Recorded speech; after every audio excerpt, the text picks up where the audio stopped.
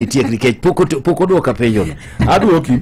Gima duong' ma nyalo paro e ng'anyo no mokwongo kaka dhano no wuok oko.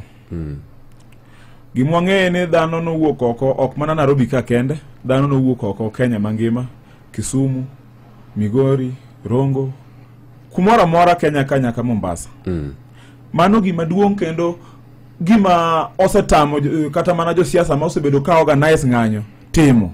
Okay. Inyalo yudo ka organize ng'anyo to en mana area moro area ni kumiae, lakini mondo ibed gi ng'anyo mamako Kenya mangima no watime mana higa mokalo tarik 20 kama na inya.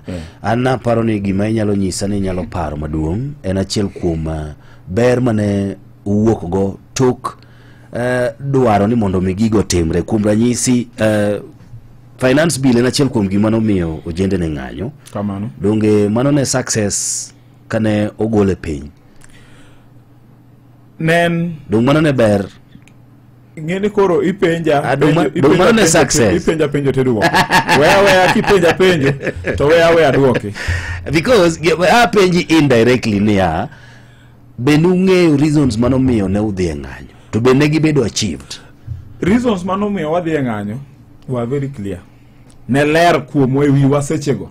Be nitie moko manyalo wacho ni sirikal nowinjo motimo. Kendo kata mana kawuono mwadhi e ng'anyo, kata wadhi e paro ka jowa manwa wito higa mokalo.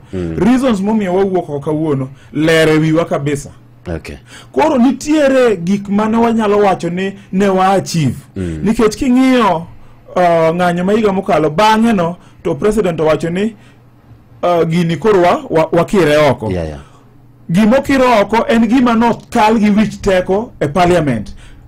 Miwacho ni ok wanyal wuoye kaka japiny, ok inyal kete pachi. Koro wayudo ni kare seche mwagolo tekuwa kaka rowere inyalo winjwa. Mano was one achievement. To koro kwa dhi mbele wang'iyo ni kendo wich teko mane wagore godo cha ochako duogo kendo manyo ndache kendo sirikand William Ruto. Achiel kuom wich teko gin mage. Achiel kuom wich teko gi gin nyiso japiny ni kikitem dhi e ndara nikech wabiro go kanyo seche ma dhi e ndara no to en ratiro mar japiny. Koro wich teko ilago emano wakwero higa mokalo cha kendo wakwero kawuono kendo pod wabiro medo kwero nikech mato